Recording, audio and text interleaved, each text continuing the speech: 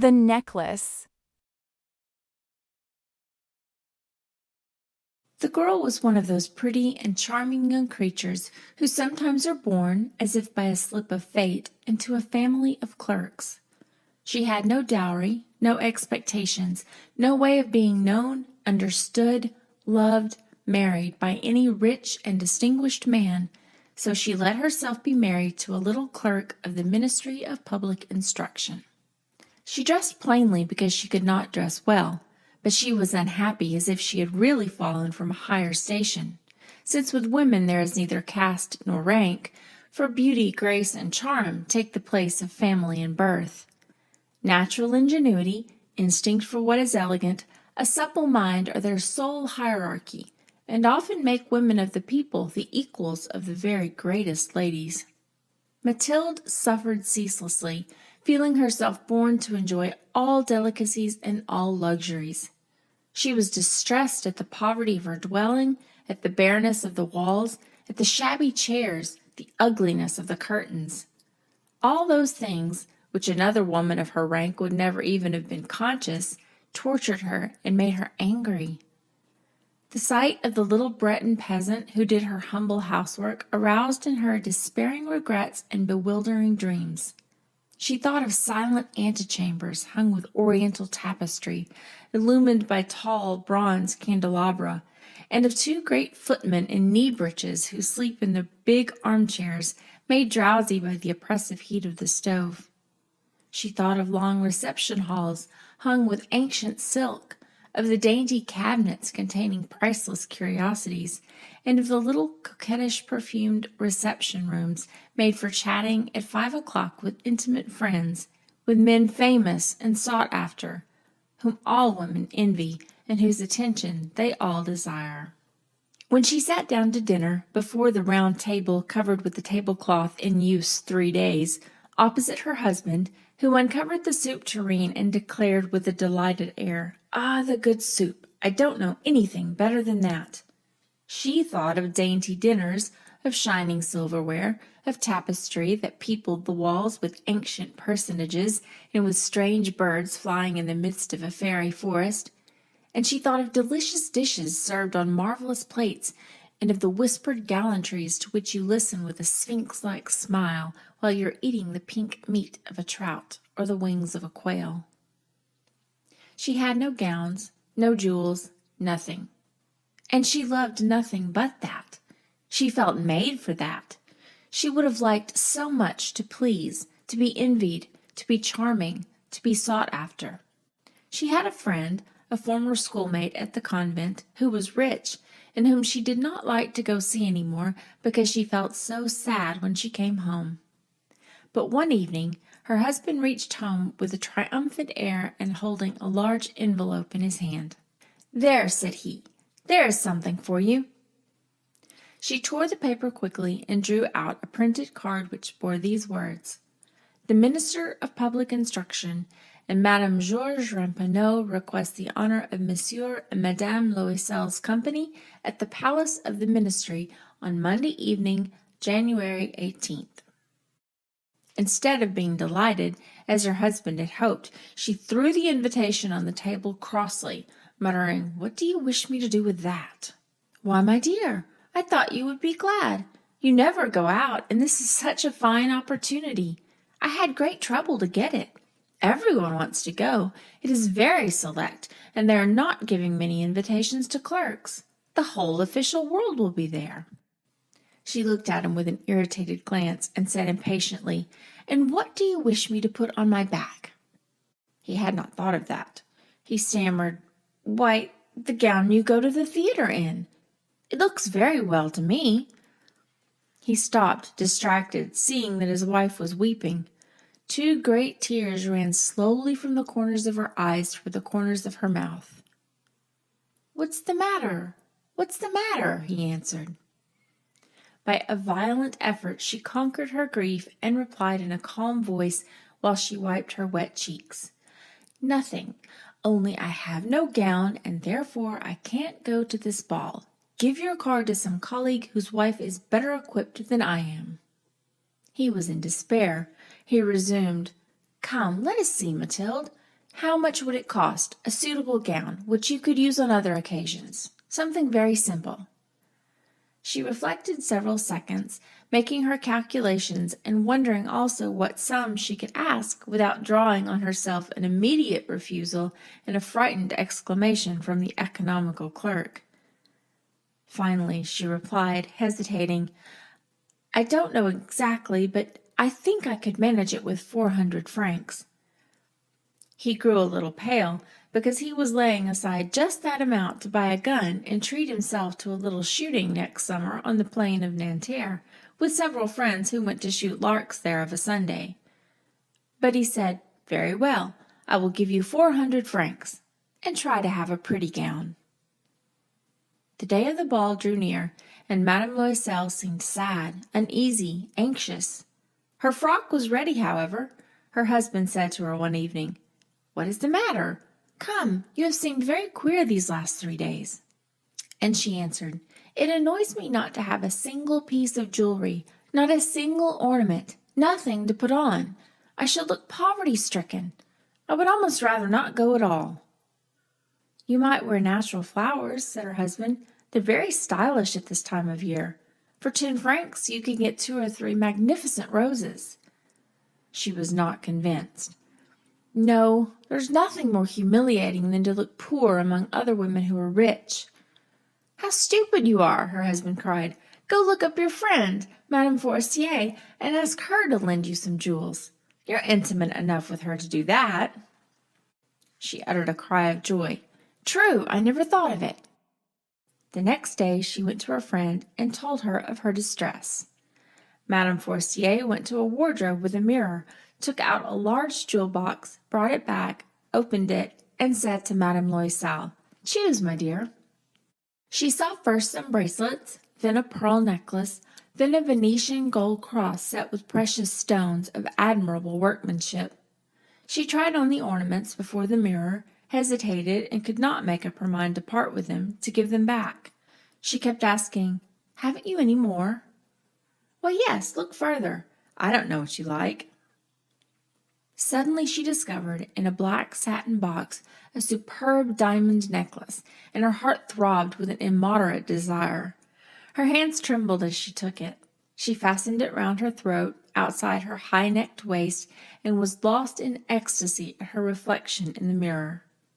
Then she asked, hesitating, filled with anxious doubt, "Will you lend me this? Only this?" "Why, yes, certainly."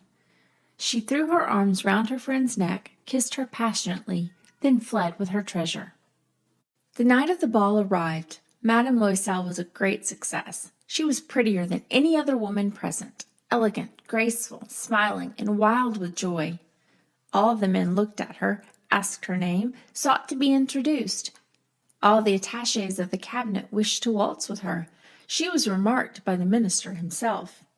She danced with rapture, with passion, intoxicated by pleasure, forgetting all in the triumph of her beauty, in the glory of her success, in a sort of cloud of happiness comprised of all this homage, admiration, these awakened desires, and that sense of triumph which is so sweet to a woman's heart. She left the ball about 4 o'clock in the morning. Her husband had been sleeping since midnight in a little deserted anteroom with 3 other gentlemen whose wives were enjoying the ball. He threw over her shoulders the wraps he had brought, the modest wraps of common life, the poverty of which contrasted with the elegance of the ball dress. She felt this and wished to escape so as not to be remarked by the other women, who were enveloping themselves in costly furs.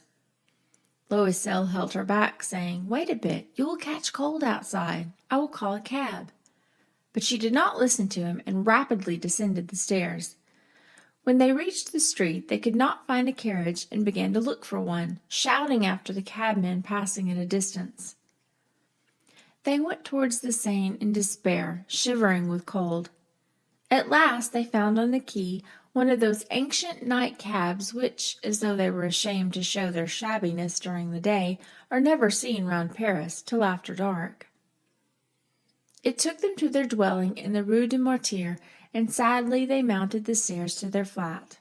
All was ended for her. As to him, he reflected that he must be at the ministry at 10 o'clock that morning. She removed her wraps before the glass so as to see herself once more in all her glory. But suddenly she uttered a cry. She no longer had the necklace around her neck. "What is the matter with you?" demanded her husband, already half undressed. She turned distractedly toward him. I've lost Madame Forestier's necklace," she cried. He stood up, bewildered. "What? How? Impossible!" They looked among the folds of her skirt, of her cloak, in her pocket, everywhere, but did not find it. "You're sure you had it on when you left the ball?" he asked. "Yes, I felt it in the vestibule of the minister's house." "But if you'd lost it in the street, we should have heard it fall. It must be in the cab." "Yes, probably. Did you take his number?" "No. And you didn't notice it?" "No." They looked thunderstruck at each other. At last, Loisel put on his clothes. "I shall go back on foot," he said, "over the whole route to see whether I can find it." He went out. She sat waiting on a chair in her ball dress, without strength to go to bed, overwhelmed, without any fire, without a thought. Her husband returned about 7 o'clock. He had found nothing. He went to police headquarters, to the newspaper offices to offer a reward. He went to the cab companies, everywhere, in fact, whither he was urged by the least spark of hope. She waited all day in the same condition of mad fear before this terrible calamity. Loisel returned at night with a hollow, pale face. He had discovered nothing.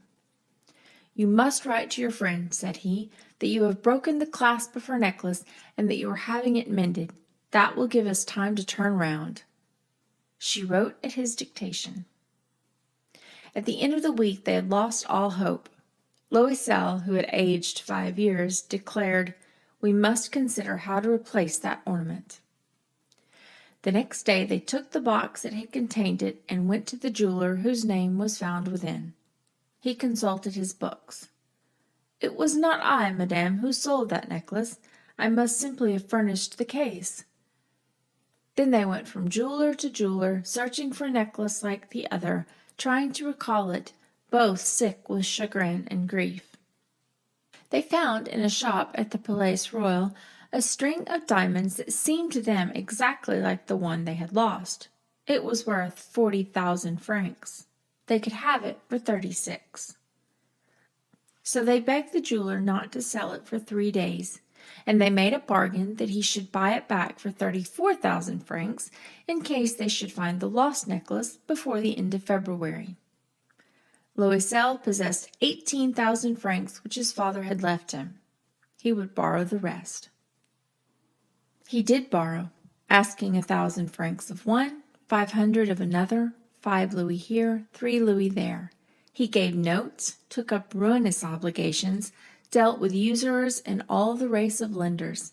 He compromised all the rest of his life, risked signing a note without even knowing whether he could meet it, and frightened by the trouble yet to come, by the black misery that was about to fall upon him, by the prospect of all the physical privations and the moral tortures that he was to suffer, he went to get the new necklace, laying upon the jeweler's counter 36,000 francs. When Madame Loisel took back the necklace, Madame Forestier said to her with a chilly manner, "You should have returned it sooner. I might have needed it." She did not open the case, as her friend had so much feared. If she had detected the substitution, what would she have thought? What would she have said? Would she not have taken Madame Loisel for a thief? Thereafter, Madame Loisel knew the horrible existence of the needy. She bore her part, however, with sudden heroism. That dreadful debt must be paid. She would pay it. They dismissed their servant. They changed their lodgings. They rented a garret under the roof. She came to know what heavy housework meant and the odious cares of the kitchen. She washed the dishes, using her dainty fingers and rosy nails on greasy pots and pans. She washed the soiled linen, the shirts, and the dishcloths, which she dried upon a line. She carried the slops down to the street every morning and carried up the water, stopping for breath at every landing. And dressed like a woman of the people, she went to the fruiterer, the grocer, the butcher, a basket on her arm, bargaining, meeting with impertinence, defending her miserable money sou by sou. Every month they had to meet some notes, renew others, obtain more time. Her husband worked evenings, making up a tradesman's accounts, and late at night he often copied manuscript for 5 sous a page. This life lasted 10 years. At the end of 10 years, they had paid everything, with the rates of usury and the accumulations of the compound interest. Madame Loisel looked old now. She had become the woman of impoverished households, strong and hard and rough. With frowsy hair, skirts askew, and red hands, she talked loud while washing the floor with great swishes of water. But sometimes, when her husband was at the office, she sat down near the window and she thought of that gay evening of long ago, of that ball where she had been so beautiful and so admired. What would have happened if she had not lost that necklace? Who knows? Who knows? How strange and changeful is life! How small a thing is needed to make or ruin us!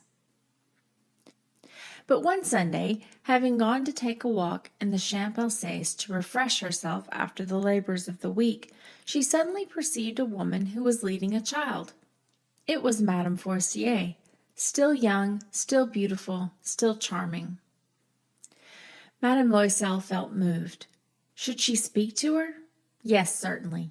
And now that she had paid, she would tell her all about it. Why not? Good day, Jean. The other, astonished to be familiarly addressed by this plain good wife, did not recognize her at all, and stammered, But, madam, I do not know. You must have mistaken. No, I am Mathilde Loisel. Her friend uttered a cry.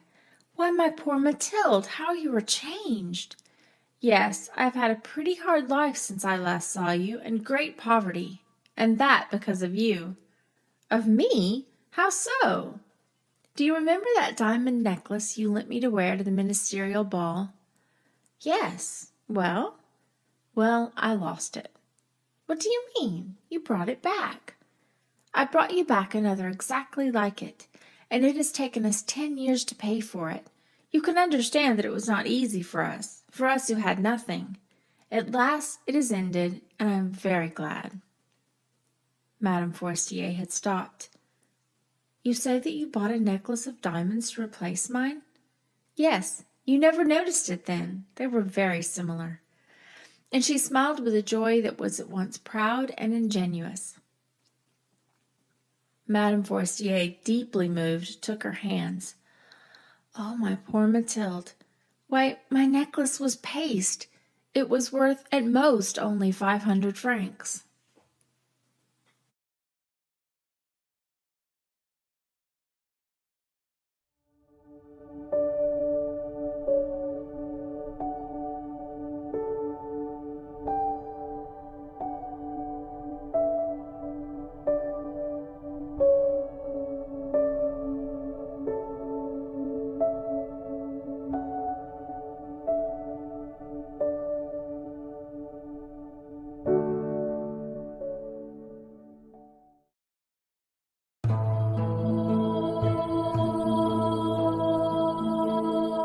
The Model Millionaire, A Note of Admiration, a short and ironic story by Oscar Wilde. Unless one is wealthy, there is no use in being a charming fellow. Romance is the privilege of the rich, not the profession of the unemployed. The poor should be practical and prosaic. It is better to have a permanent income than to be fascinating. These are the great truths of modern life which Hughie Erskine never realized.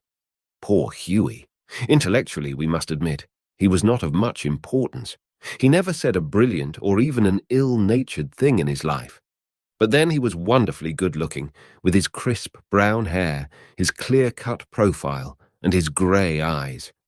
He was as popular with men as he was with women, and he had every accomplishment except that of making money. His father had bequeathed him his cavalry sword and a history of the Peninsular War in 15 volumes. Huey hung the first over his looking-glass, put the second on a shelf between Ruff's Guide and Bailey's magazine, and lived on 200 a year that an old aunt allowed him. He had tried everything. He had gone on the stock exchange for 6 months, but what was a butterfly to do among bulls and bears? He had been a tea merchant for a little longer, but had soon tired of Pecco and Souchong. Then he had tried selling dry sherry. That did not answer. The sherry was a little too dry. Ultimately, he became nothing, a delightful, ineffectual young man with a perfect profile and no profession. To make matters worse, he was in love. The girl he loved was Laura Merton, the daughter of a retired colonel who had lost his temper and his digestion in India and had never found either of them again. Laura adored him, and he was ready to kiss her shoestrings. They were the handsomest couple in London and had not a penny piece between them. The colonel was very fond of Huey, but would not hear of any engagement. "Come to me, my boy, when you have got £10,000 of your own, and we will see about it," he used to say. And Huey looked very glum in those days and had to go to Laura for consolation. One morning, as he was on his way to Holland Park, where the Mertons lived, he dropped in to see a great friend of his, Alan Trevor. Trevor was a painter. Indeed, few people escape that nowadays, but he was also an artist, and artists are rather rare. Personally, he was a strange, rough fellow with a freckled face and a red, ragged beard. However, when he took up the brush, he was a real master, and his pictures were eagerly sought after. He had been very much attracted by Huey at first, it must be acknowledged, entirely on account of his personal charm. "The only people a painter should know," he used to say, "are people who are bait and beautiful, people who are an artistic pleasure to look at and an intellectual repose to talk to. Men who are dandies and women who are darlings rule the world, at least they should do so." However, after he got to know Huey better, he liked him quite as much for his bright, buoyant spirits and his generous, reckless nature, and had given him the permanent entree to his studio. When Huey came in, he found Trevor putting the finishing touches to a wonderful life-size picture of a beggar man. The beggar himself was standing on a raised platform in a corner of the studio. He was a wizened old man with a face like wrinkled parchment and a most piteous expression. Over his shoulders was flung a coarse brown cloak, all tears and tatters. His thick boots were patched and cobbled, and with one hand he leant on a rough stick, while with the other he held out his battered hat for arms. "What an amazing model!" whispered Huey as he shook hands with his friend. "An amazing model?" shouted Trevor at the top of his voice. "I should think so. Such beggars as he are not to be met with every day. A trouvaille, mon cher, a living Velasquez. My stars, what an etching Rembrandt would have made of him." "Poor old chap," said Huey. "How miserable he looks. But I suppose, to you painters, his face is his fortune." "Certainly," replied Trevor. "You don't want a beggar to look happy, do you?" "How much does a model get for sitting?" asked Huey, as he found himself a comfortable seat on a divan. "1 an hour." "And how much do you get for your picture, Alan?" "Oh, for this I get 2,000. "Pounds?" "Guineas. Painters, poets, and physicians always get guineas." "Well, I think the model should have a percentage," cried Huey, laughing. "They work quite as hard as you do." "Nonsense, nonsense. Why, look at the trouble of laying on the paint alone and standing all day long at one's easel. It's all very well, Huey, for you to talk, but I assure you that there are moments when art almost attains to the dignity of manual labour. But you mustn't chatter. I'm very busy. Smoke a cigarette and keep quiet." After some time, the servant came in and told Trevor that the frame-maker wanted to speak to him. "Don't run away, Huey," he said as he went out. "I will be back in a moment." The old beggar man took advantage of Trevor's absence to rest for a moment on a wooden bench that was behind him. He looked so forlorn and wretched that Huey could not help pitying him, and felt in his pockets to see what money he had. All he could find was a sovereign and some coppers. Poor old fellow, he thought to himself. He wants it more than I do, but it means no hansoms for a fortnight. And he walked across the studio and slipped the sovereign into the beggar's hand. The old man started, and a faint smile flitted across his withered lips. "Thank you, sir," he said. "Thank you." Then Trevor arrived, and Hughie took his leave, blushing a little at what he had done. He spent the day with Laura, got a charming scolding for his extravagance, and had to walk home.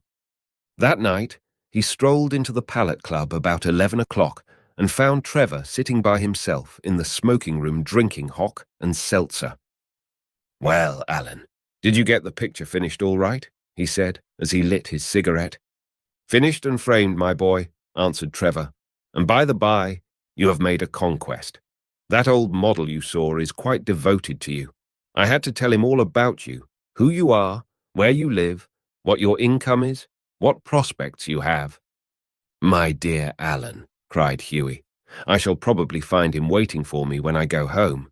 But of course you are only joking. Poor old wretch. I wish I could do something for him. I think it is dreadful that anyone should be so miserable. I've got heaps of old clothes at home. Do you think he would care for any of them? Why, his rags were falling to bits." "But he looks splendid in them," said Trevor. "I wouldn't paint him in a frock coat for anything. What you call rags, I call romance. What seems poverty to you is picturesqueness to me. However, I'll tell him of your offer." "Alan," said Hughie seriously, "you painters are a heartless lot." "An artist's heart is his head," replied Trevor. "And besides, our business is to realize the world as we see it, not to reform it as we know it. A chacun son métier. And now tell me how Laura is." The old model was quite interested in her. "You don't mean to say you talked to him about her?" said Hughie. "Certainly I did. He knows all about the relentless colonel, the lovely Laura, and the £10,000.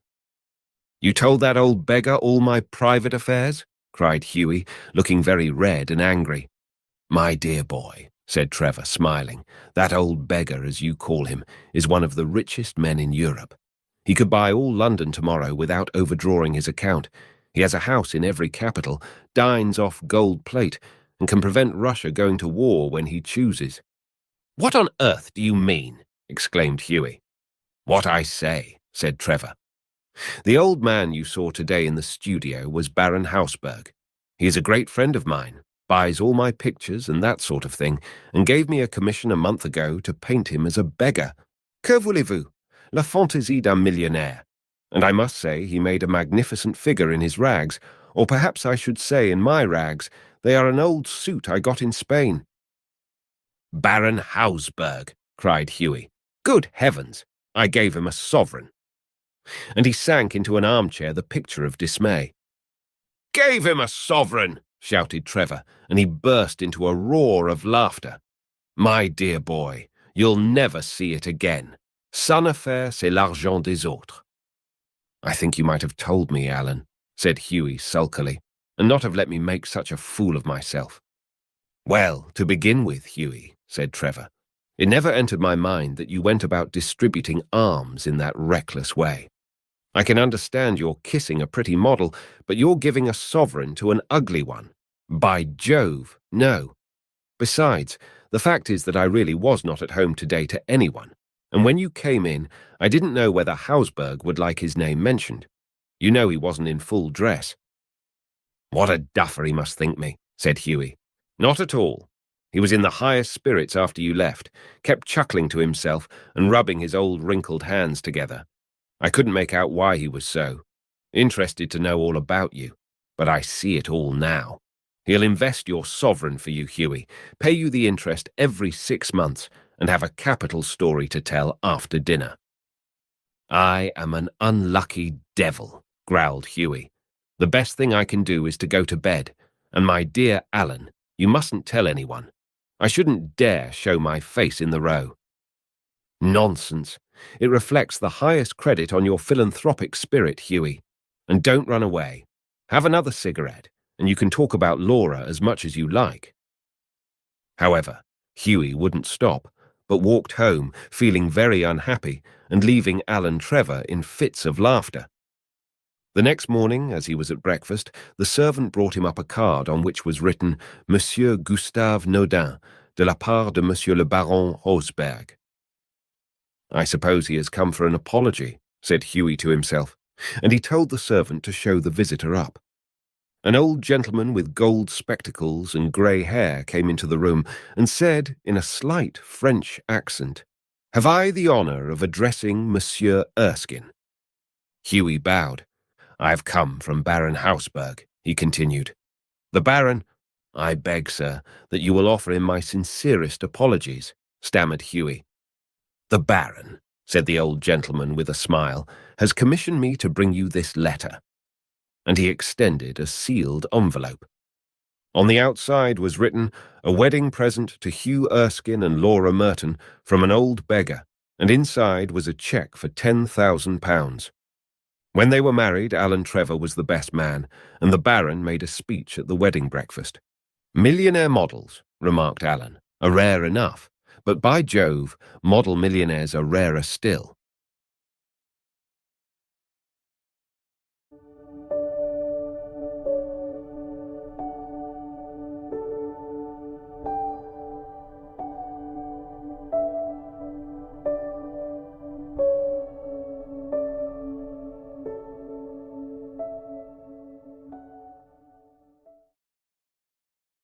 The Open Window by Saki. "My aunt will be down presently, Mr. Nuttall," said a very self-possessed young lady of 15. "In the meantime, you must try and put up with me." Frampton Nuttall endeavored to say the correct something which should duly flatter the niece of the moment, without unduly discounting the aunt that was to come. Privately, he doubted more than ever whether these formal visits on a succession of total strangers would do much toward helping the nerve cure which he was supposed to be undergoing. "I know how it will be," his sister had said, when he was preparing to migrate to this rural retreat. "You will bury yourself down there and not speak to a living soul, and your nerves will be worse than ever from moping. I shall just give you letters of introduction to all the people I know there. Some of them, as far as I can remember, were quite nice." Frampton wondered whether Mrs. Sappleton, the lady to whom he was presenting one of the letters of introduction, came into the nice division. "Do you know many of the people round here?" asked the niece, when she judged that they had had sufficient silent communion. "Hardly a soul," said Frampton. "My sister was staying here, at the rectory, you know, some 4 years ago, and she gave me letters of introduction to some of the people here." He made the last statement in a tone of distinct regret. "Then you know practically nothing about my aunt?" pursued the self-possessed young lady. "Only her name and address," admitted the caller. He was wondering whether Mrs. Sappleton was in the married or widowed state. An indefinable something about the room seemed to suggest masculine habitation. "Her great tragedy happened just 3 years ago," said the child. "That would be since your sister's time." "Her tragedy?" asked Frampton. Somehow, in this restful country, spot tragedies seemed out of place. "You may wonder why we keep the window open on an October afternoon," said the niece, indicating a large French window that opened onto a lawn. "It is quite warm for the time of the year," said Frampton. "But has that window got anything to do with the tragedy?" "Out through that window, 3 years ago to a day, her husband and her 2 young brothers went off for their day's shooting. They never came back. In crossing the moor to their favorite snipe shooting ground, they were all 3 engulfed in a treacherous piece of bog. It had been that dreadful wet summer, you know, and places that were safe in other years gave way suddenly without warning. Their bodies were never recovered. That was the dreadful part of it." Here the child's voice lost its self-possessed note and became falteringly human. "Poor aunt always thinks that they will come back some day, they and the little brown spaniel that was lost with them, and walk in at that window just as they used to do. That is why the window is kept open every evening till it is quite dusk. Poor dear aunt! She has often told me how they went out, her husband with his white waterproof coat over his arm, and Ronnie, her youngest brother, singing, 'Bertie, why do you bound?' as he always did to tease her, because she said it got on her nerves. Do you know, sometimes on still, quiet evenings like this, I almost get a creepy feeling that they will all walk in through that window." She broke off with a little shudder. It was a relief to Frampton when the aunt bustled into the room with a whirl of apologies for being late in making her appearance. "I hope Vera has been amusing you," she said. "She has been very interesting," said Frampton. "I hope you don't mind the open window," said Mrs. Sappleton briskly. "My husband and brothers will be home directly from shooting." And they always come in this way. They've been out for snipe in the marshes today, so they'll make a fine mess over my poor carpets. So like you menfolk, isn't it?" She rattled on cheerfully about the shooting and the scarcity of birds, and the prospects for duck in the winter. To Frampton it was all purely horrible. He made a desperate but only partially successful effort to turn the talk on to a less ghastly topic. He was conscious that his hostess was giving him only a fragment of her attention, and her eyes were constantly straying past him to the open window and the lawn beyond. It was certainly an unfortunate coincidence that he should have paid his visit on this tragic anniversary. "The doctors agree in ordering me complete rest, in absence of mental excitement, and avoidance of anything in the nature of violent physical exercise," announced Frampton, who labored under the tolerably widespread delusion that total strangers and chance acquaintances are hungry for the least detail of one's ailments and infirmities, their cause and cure. "On the matter of diet they are not so much in agreement," he continued. "No," said Mrs. Appleton, in a voice which only replaced a yawn at the last moment. Then she suddenly brightened into alert attention, but not to what Frampton was saying. "Here they are at last," she cried, "just in time for tea, and don't they look as if they were muddy up to the eyes?" Frampton shivered slightly and turned toward the niece with the look intended to convey sympathetic comprehension. The child was staring out through the open window with dazed horror in her eyes. In a chill shock of nameless fear, Frampton swung round in his seat and looked in the same direction. In the deepening twilight 3 figures were walking across the lawn toward the window. They all carried guns under their arms, and one of them was additionally burdened with a white coat hung over his shoulders. A tired brown spaniel kept close at their heels. Noiselessly they neared the house, and then a hoarse young voice chanted out of the dusk, "I said, Bertie, why do you bound?" Frampton grabbed wildly at his stick and hat. The hall door, the gravel drive, and the front gate were dimly noted stages in his headlong retreat. A cyclist coming along the road had to run into the hedge to avoid imminent collision. "Here we are, my dear," said the bearer of the white mackintosh, coming in through the window. "Fairly muddy, but most of it's dry. Who was that who bolted out as we came in?" "A most extraordinary man, a Mr. Nuttall. Could only talk about his illness, and dashed off without a word of good-bye or apology when you arrived. One would think he had seen a ghost." "I expect it was the spaniel," said the niece calmly. "He told me he had a horror of dogs. He was once hunted into a cemetery somewhere on the banks of the Ganges by a pack of pariah dogs, and had to spend the night in a newly dug grave with the creatures snarling and grinning and foaming just above him, enough to make anyone lose their nerve. Romance at short notice was her specialty." End of The Open Window by Saki.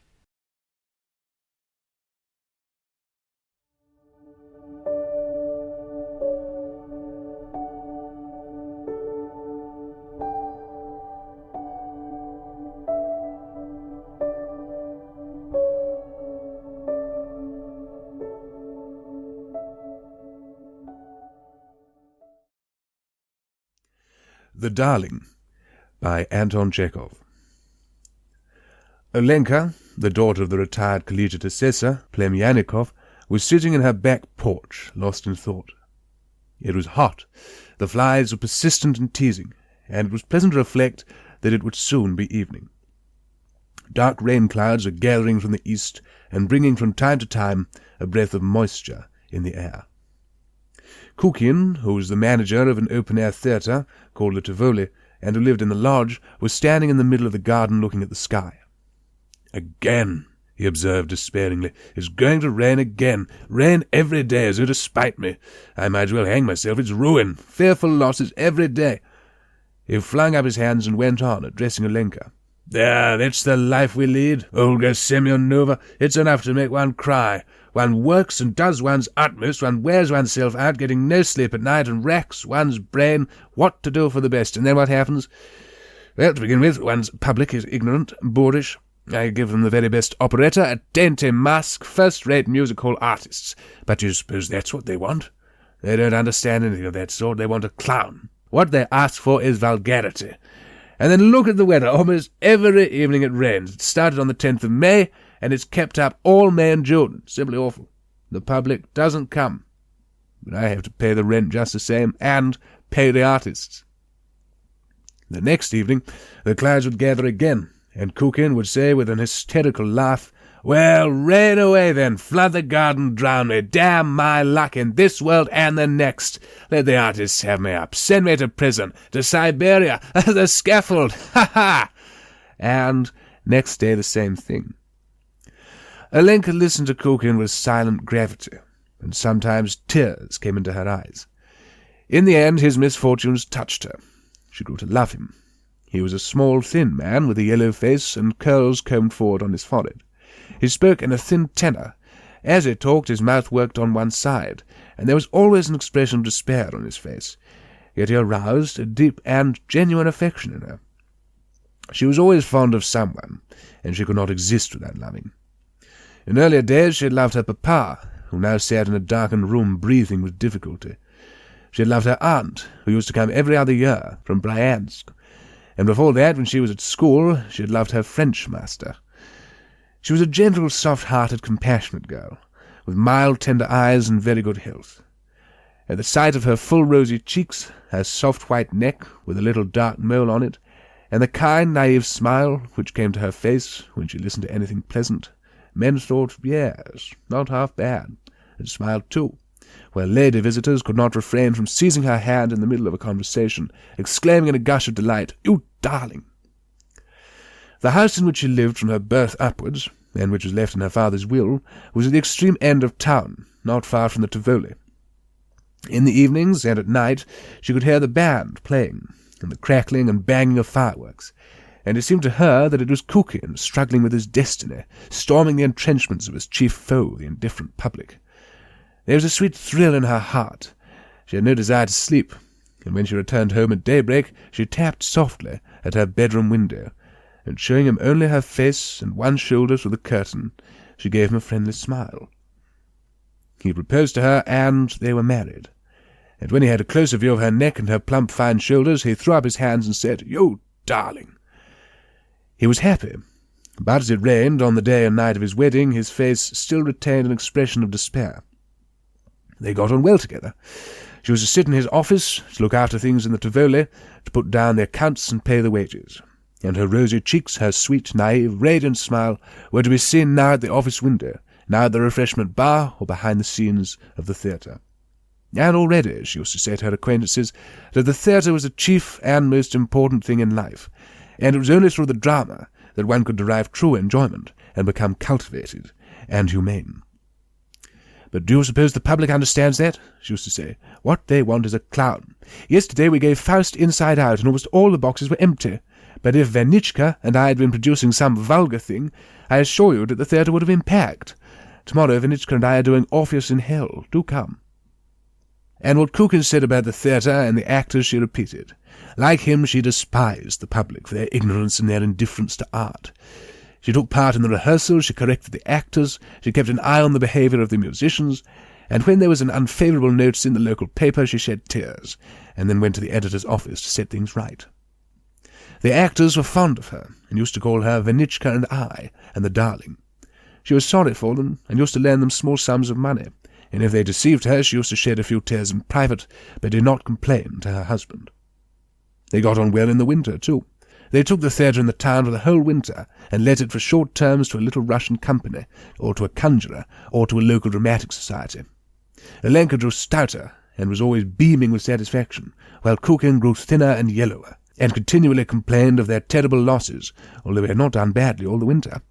He used to cough at night, and she used to give him hot raspberry tea or lime-flower water to rub him with eau de cologne and wrap him in her warm shawls. "You're such a sweet pet," she used to say with perfect sincerity, stroking his hair. "You're such a pretty dear." Towards Lent he went to Moscow to collect a new troupe, and without him she could not sleep, but sat all night at her window looking at the stars, and she compared herself with the hens, who are awake all night and uneasy when the cock is not in the hen-house. Kukin was detained in Moscow, and wrote that he would be back at Easter, adding some instructions about the Tivoli. But on the Sunday before Easter, late in the evening, came a sudden ominous knock at the gate. Someone was hammering on the gate, as though on a barrel, boom, boom, boom. The drowsy cook went flopping with her bare feet through the puddles as she ran to open the gate. "Please open," said someone outside in a thick bass. "There's a telegram for you." Olenka had received telegrams from her husband before, but this time, for some reason, she felt numb with terror. With shaking hands she opened the telegram and read as follows. Ivan Petrovich died suddenly today, awaiting a mate's instructions for funeral Tuesday. That was how it was written in the telegram, for funeral, and the utterly incomprehensible word, mate. It was signed by the stage manager of the operatic company. "My darling," sobbed Alenka, "Vanka, my precious, my darling, why did I ever meet you? Why did I know and love you? Your poor heartbroken Alenka is alone without you." Kukin's funeral took place on Tuesday in Moscow. Alenka returned home on Wednesday, and as soon as she got indoors she threw herself on her bed and sobbed so loudly that it could be heard next door and in the street. "Poor darling," the neighbours said as they crossed themselves. "Olga Semyonovna, poor darling, how she does take on." 3 months later Alenka was coming home from Mass, melancholy and in deep mourning. It happened that one of her neighbours, Vasily Andreevich Pustovalov, returning home from church, walked back beside her. He was the manager at Berbekayev's, the timber merchants. He wore a straw hat, a white waistcoat, and a gold watch chain, and looked more a country gentleman than a man in trade. "Everything happens as is ordained, Olga Semyonovna," he said gravely, with a sympathetic note in his voice. "And if any of our dear ones die, it must be because it is the will of God, so we ought to have fortitude and bear it submissively." After seeing Alenka to her gate, he said good-bye and went on. All day afterwards she heard his stately, dignified voice, and whenever she shut her eyes she saw his dark beard. She liked it very much, and apparently she had made an impression on him too, for not long afterwards an elderly lady, with whom she was only slightly acquainted, came to drink coffee with her, and as soon as she was seated at table began to talk about Pustovalov, saying that he was an excellent man, whom one could thoroughly depend upon, and that any girl would be glad to marry him. 3 days later Pustovalov came himself. He did not stay long, only about 10 minutes, and he did not say much, but when he left, Olenka loved him so much that she lay awake all night in a perfect fever, and in the morning she sent for the elderly lady. The match was quickly arranged, and then came the wedding. Pustovalov and Alenka got on very well together when they were married. Usually he sat in the office till dinner-time. Then he went out on business, while Alenka took his place and sat in the office till evening, making up accounts and booking orders. "Timber gets dearer every year. The price rises 20%, she would say to her customers and friends. "Only fancy, we used to sell local timber, and now Vasitchka always has to go for wood to the Mogilev district. And the freight," she would add, covering her cheeks with her hands in horror. "The freight!" It seemed to her that she had been in the timber trade for ages and ages, and the most important and necessary thing in life was timber, and there was something intimate and touching to her in the very sound of words such as balk, post, beam, pole, scantling, batten, lath, plank, etc. At night, when she was asleep, she dreamed of perfect mountains of planks and boards, and long strings of wagons carting timber somewhere far away. She dreamed that a whole regiment of 6-inch beams, 40 feet high, standing on end, was marching upon the timber yard, that logs, beams, and boards, knocked together with a resounding crash of dry wood, kept falling and getting up again, piling themselves on each other. Alenka cried out in her sleep, and Pustovalov said to her tenderly, "Alenka, what's the matter, darling? Cross yourself." Her husband's ideas were hers. If he thought the room was too hot, or that business was slack, she thought the same. Her husband did not care for entertainments, and on holidays he stayed at home. She did likewise. "You are always at home or in the office," her friends said to her. "You should go to the theatre, darling, or to the circus." "Vasitchka and I have no time to go to theatres," she would answer sedately. "We have no time for nonsense. What's the use of these theatres?" On Saturdays, Pustovalov and she used to go to the evening service. On holidays, to early mass, and they walked side by side with softened faces as they came home from church. There was a pleasant fragrance about them both, and her silk dress rustled agreeably. At home they drank tea, with fancy bread and jams of various kinds, and afterwards they ate pie. Every day at 12 o'clock there was a savoury smell of beetroot soup and of mutton or duck in the yard, and on fast days of fish, and no one could pass the gate without feeling hungry. In the office the samovar was always boiling, and the customers regaled with tea and cracknels. Once a week the couple went to the baths and returned side by side, both red in the face. "Yes, we have nothing to complain of, thank God," Alenka used to say to her acquaintances. "I wish everyone was as well off as Vasitchka and I." When Pustovalov went away to buy wood in the Mogilev district, she missed him dreadfully, lay awake and cried. A young veterinary surgeon in the army, called Smerlin, to whom they had let their lodge, used sometimes to come in the evenings. He used to talk to her and play cards with her, and this entertained her in her husband's absence. She was particularly interested in what he told her of his home life. He was married and had a little boy, but was separated from his wife because she had been unfaithful to him, and now he hated her and used to send her 40 rubles a month for the maintenance of their son. In hearing all this, Alenka sighed and shook her head. She was sorry for him. "Well, God keep you," she used to say to him at parting, as she lighted him down the stairs with a candle. "Thank you for coming to cheer me up, and may the Mother of God give you health." And she always expressed herself with the same sedateness and dignity, the same reasonableness in imitation of her husband. As the veterinary surgeon was disappearing behind the door below, she would say, "You know, Vladimir Petrovich, you'd better make it up with your wife. You should forgive her for the sake of your son. You may be sure the little fellow understands."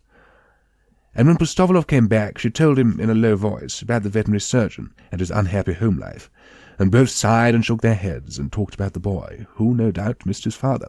And by some strange connection of ideas, they went up to the holy icons, bowed to the ground before them, and prayed that God would give them children. And so the Pustovalovs lived for 6 years quietly and peaceably in love and complete harmony. But behold, one winter day, after drinking hot tea in the office, Vasily Andreevich went out into the yard without his cap on to see about sending off some timber, caught cold, and was taken ill. He had the best doctors, but he grew worse, and died after 4 months' illness. And Olenka was a widow once more. "I've nobody, now you've left me, my darling," she sobbed after her husband's funeral. "How can I live without you in wretchedness and misery? Pity me, good people, all alone in the world." She went about dressed in black with long weepers, and gave up wearing hat and gloves for good. She hardly ever went out, except to church or to her husband's grave, and led the life of a nun. It was not till 6 months later that she took off the weepers and opened the shutters of her windows. She was sometimes seen in the mornings, going with her cook to market for provisions, but what went on in her house and how she lived now could only be surmised. People guessed from seeing her drinking tea in her garden with the veterinary surgeon, who read the newspaper aloud to her, and from the fact that, meeting a lady she knew at the post office, she said to her, "There is no proper veterinary inspection in our town, and that's the cause of all sorts of epidemics. One is always hearing of people's getting infection from the milk supply, or catching diseases from horses and cows. The health of domestic animals ought to be as well cared for as the health of human beings." She repeated the veterinary surgeon's words, and was of the same opinion as he about everything. It was evident that she could not live a year without some attachment, and had found new happiness in the lodge. In any one else this would have been censured, but no one could think ill of Alenka. Everything she did was so natural. Neither she nor the veterinary surgeon said anything to other people of the change in their relations, and tried, indeed, to conceal it, but without success, for Alenka could not keep a secret. When he had visitors, men serving in his regiment, and she poured out tea or served the supper, she would begin talking of the cattle plague, of the foot-and-mouth disease, and of the municipal slaughterhouses. He was dreadfully embarrassed, and when the guests had gone, he would seize her by the hand and hiss angrily, "I've asked you before not to talk about what you don't understand. When we veterinary surgeons are talking amongst ourselves, please don't put your word in. It's really annoying." And she would look at him with astonishment and dismay, and ask him in alarm, "But, Volodichka, what am I to talk about?" And with tears in her eyes she would embrace him, begging him not to be angry, and they were both happy. But this happiness did not last long. The veterinary surgeon departed for ever with his regiment, when it was transferred to a distant place, to Siberia, it may be, and Alenka was left alone. Now she was absolutely alone. Her father had long been dead, and his armchair lay in the attic, covered with dust and lame of one leg. She got thinner and plainer, and when people met her in the street they did not look at her as they used to, and did not smile at her. Evidently her best years were over and left behind, and now a new sort of life had begun for her, which had not bear thinking about. In the evening Alenka sat in the porch. She had heard the band playing and the fireworks popping in the Tivoli, but now the sound stirred no response. She looked into her yard without interest, thought of nothing, wished for nothing, and afterwards, when night came on, she went to bed and dreamed of her empty yard. She ate and drank, as it were, unwillingly. And what was worst of all, she had no opinions of any sort. She saw the objects about her and understood what she saw, but could not form any opinions about them. She did not know what to talk about. And how awful it is not to have any opinions. One sees a bottle, for instance, or the rain, or a peasant driving in his cart. But what is the bottle for, or the rain, or the peasant, and what is the meaning of it, one can't say, and could not for even 1,000 roubles. When she had Kukin or Pustovalov or the veterinary surgeon, Olenka could explain everything and give her opinion about anything you like. But now there was the same emptiness in her brain as in her heart, as there was in her yard outside, and it was as harsh and as bitter as wormwood in the mouth. Little by little the town grew in all directions. The road became a street, and where the Tivoli and the timber yard had been, there were now new turnings and houses. How rapidly time passes! Olenka's house grew dingy, the roof got rusty, the shed sank on one side, and the whole yard was overgrown with docks and stinging nettles. Olenka herself had grown plain and elderly. In summer she sat in the porch, and her soul, as before, was empty and dreary and full of bitterness. In winter she sat at her window and looked at the snow. When she caught the scent of spring or heard the chime of the church bells, a sudden rush of memories from the past came over her. There was a tender ache in her heart, and her eyes brimmed over with tears. But this was only for a minute, and then came emptiness again, and the sense of the futility of life. The black kitten, Briska, rubbed against her and purred softly, but Olenka was not touched by these feline caresses. That was not what she needed. She wanted a love that would absorb her whole being, her whole soul and reason. That would give her ideas and an object in life, and would warm her old blood. And she would shake the kitten off her skirt and say with vexation, "Get along, I don't want you." And so it was day after day and year after year, and no joy and no opinions. Whatever Myra, the cook, said, she accepted. One hot July day, towards evening, just as the cattle were being driven away and the whole yard was full of dust, someone suddenly knocked at the gate. Olenka went to open it herself, and was dumbfounded when she looked out. She saw Smirnin, the veterinary surgeon, grey-headed and dressed as a civilian. She suddenly remembered everything. She could not help crying and letting her head fall on his breast without uttering a word, and in the violence of her feelings she did not notice how they both walked into the house and sat down to tea. "My dear Vladimir Platonich, what fate has brought you?" she muttered, trembling with joy. "I want to settle here for good, Olga Semenova," he told her. "I've resigned my post, and have come to settle down and try my luck on my own account. Besides, it's time for my boy to go to school. He's a big boy. I am reconciled with my wife, you know." "Where is she?" asked Olenka. "She's at the hotel with the boy, and I'm looking for lodgings." "Good gracious, my dear sir, lodgings! Why not have my house? Why shouldn't that suit you?" "Why, my goodness, I wouldn't take any rent," cried Olenka in a flutter, beginning to cry again. "You live here, and the lodge will do nicely for me. Oh dear, how glad I am." Next day the roof was painted, and the walls were whitewashed, and Olenka, with her arms akimbo, walked about the yard, giving directions. Her face was beaming with her old smile, and she was brisk and alert, as though she had waked from a long sleep. The veterinary's wife arrived, a thin, plain lady with short hair and a peevish expression. With her was her little Sasha, a boy of 10, small for his age, blue-eyed, chubby, with dimples in his cheeks. And scarcely had the boy walked into the yard when he ran after the cat, and at once there was the sound of his gay, joyous laugh. "Is that your puss, auntie?" he asked Olenka. "When she has little ones, do give us a kitten. Mamma is awfully afraid of mice." Olenka talked to him and gave him tea. Her heart warmed, and there was a sweet ache in her bosom, as though the boy had been her own child. And when he sat at the table in the evening, going over his lessons, she looked at him with deep tenderness and pity, as she murmured to herself, "You pretty pet, my precious, such a fair little thing, and so clever. An island is a piece of land which is entirely surrounded by water," he read aloud. "An island is a piece of land," she repeated. And this was the first opinion to which she gave utterance with positive conviction after so many years of silence and dearth of ideas. Now she had opinions of her own, and at supper she talked to Sasha's parents, saying how difficult the lessons were at the high schools, but that yet the high school was better than commercial one, since with a high school education all careers were open to one, such as being a doctor or an engineer. Sasha began going to the high school. His mother departed to Kharkov to her sister's and did not return.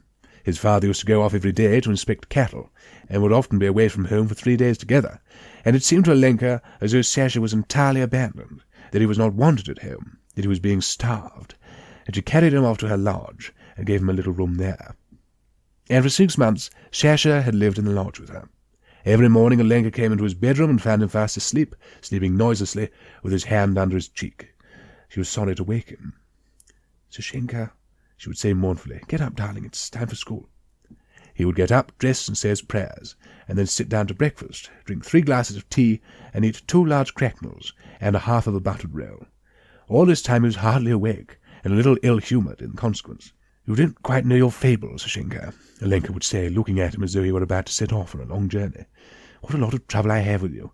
You must work and do your best, darling, and obey your teachers. Oh, do leave me alone," Sasha would say. Then he would go down the street to school, a little figure, wearing a big cap and carrying a satchel on his shoulder. Alenka would follow him noiselessly. "Sashenka!" she would call after him, and he would pop into his hand a date or a caramel. When he reached the street where the school was, he would feel ashamed of being followed by a tall, stout woman. He would turn around and say, "You'd better go home, Auntie. I can walk the rest of the way alone." She would stand still and look after him fixedly till he had disappeared at the school gates. Ah, how she loved him! Of her former attachments, not one had been so deep. Never had her soul surrendered to any feeling so spontaneously, so disinterestedly, and so joyously as now that her maternal instincts were aroused. For this little boy with the dimple in his cheek and the big school cap, she would have given her whole life. She would have given it with joy and tears of tenderness. Why? Who can tell why? When she had seen the last of Sasha, she returned home, contented and serene, brimming over with love. Her face, which had grown younger during the last 6 months, smiled and beamed. People meeting her looked at her with pleasure. "Good morning, Olga Semyonovna, darling. How are you, darling?" "The lessons at the high school are very difficult now," she would relate at the market. "It's too much. In the first class yesterday they gave him a fable to learn by heart, and a Latin translation and a problem. You know, it's too much for a little chap." And she would begin talking about the teachers, the lessons, and the school books, saying just what Sasha had said. At 3 o'clock they had dinner together. In the evening they learned their lessons together and cried. When she put him to bed, she would stay a long time marking a cross over him and murmuring a prayer. Then she would go to bed and dream of that far-away misty future when Sasha would finish his studies and become a doctor or an engineer, would have a big house of his own with horses and a carriage, would get married and have children. She would fall asleep, still thinking of the same thing, and tears would run down her cheeks from her closed eyes, while the black cat lay purring beside her. Suddenly there would come a loud knock at the gate. Alenka would wake up breathless with alarm, her heart throbbing. Half a minute later would come another knock. "It must be a telegram from Kharkov," she would think, beginning to tremble from head to foot. "Sasha's mother is sending him from Kharkov. Oh, mercy on us!" She was in despair. Her head, her hands, and her feet would turn chill, and she would feel that she was the most unhappy woman in the world. But another minute would pass, voices would be heard. It would turn out to be the veterinary surgeon coming home from the club. Well, thank God, she would think. And gradually the load in her heart would pass off, and she would feel at ease. She would go back to bed thinking of Sasha, who lay sound asleep in the next room, sometimes crying out in his sleep, "I'll give it to you. Get away. Shut up."